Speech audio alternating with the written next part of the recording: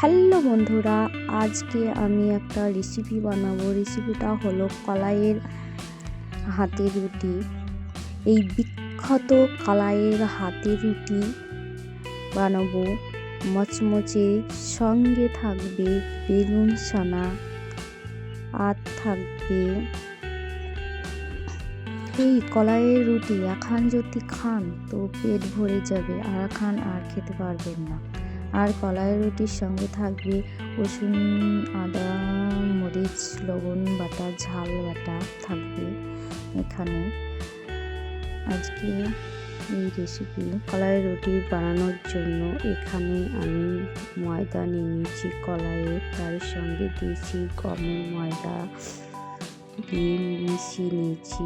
এবার আমি এটাকে ছেনে নেব। হালকা হালকা পানি দিয়ে একটা টাইট ডো বানিয়ে নেব। তারপরে লবণ, ঝাল লবণ করার জন্য এখানে আগে মরিচ দিলাম, তারপরে রসুন। এটাকে আমি ভেজে নেব। হাতের রুটি বানানোর জন্য নিয়ে নিলাম আটা। এরকম ভাবে লই করে নিতে হবে।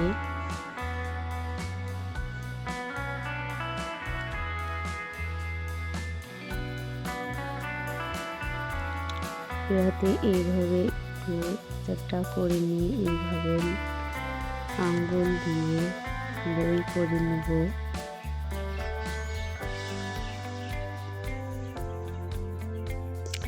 দেখতে পাচ্ছেন, মনে হচ্ছে রুটিটা এক্ষুনি হয়ে গেছে। লইটা রেখে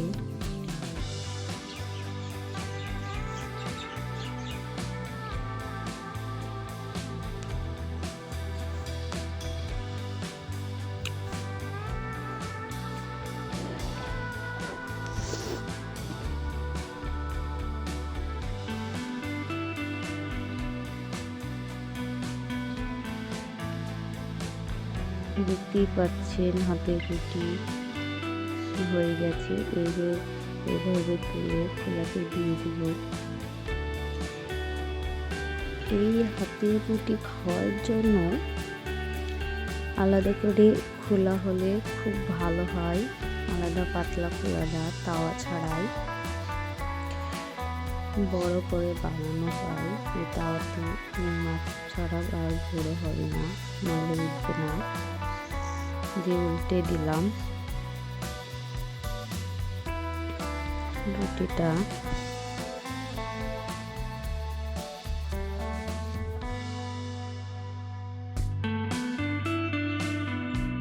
এই সাইড হয়েছিল না, ওই সাইড শিখে নিলাম তুলে।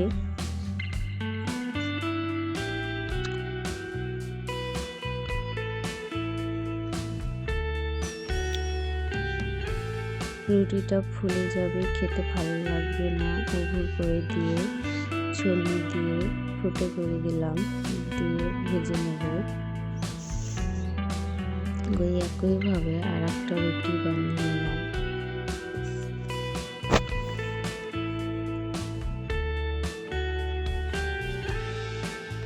রুটিটা হয়ে গেছে, দেখতেই পাচ্ছেন কলাইয়ের হাতের রুটি বানানো হয়ে গেছে।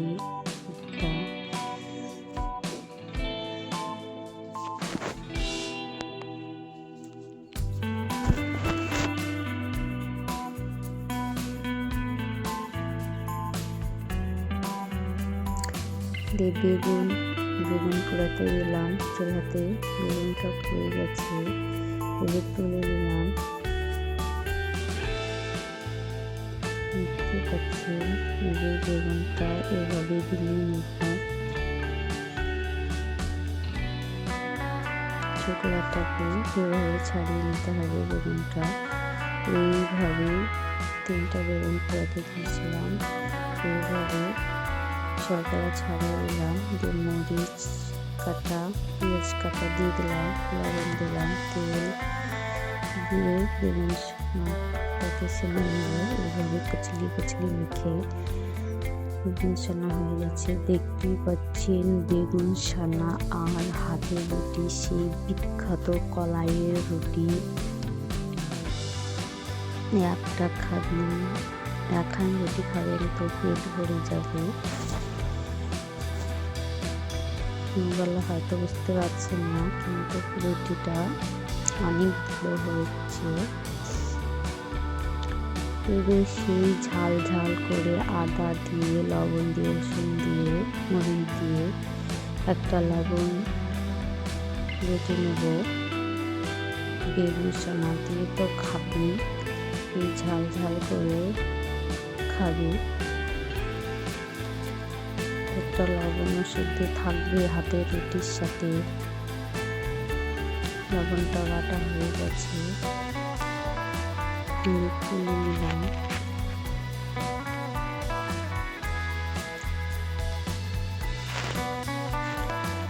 দিয়ে পেঁয়াজ কুচি করে দিয়ে দিলাম লবণে, তারপর তেল দিয়ে দিলাম, তারপরে মিশিয়ে নেবো তেলটা পেঁয়াজের সঙ্গে। এইভাবে তেল, লবণ আর লবণ বাটা আর কলাইয়ের হাতের রুটি আর বেগুন ছানা, সেই বিখ্যাত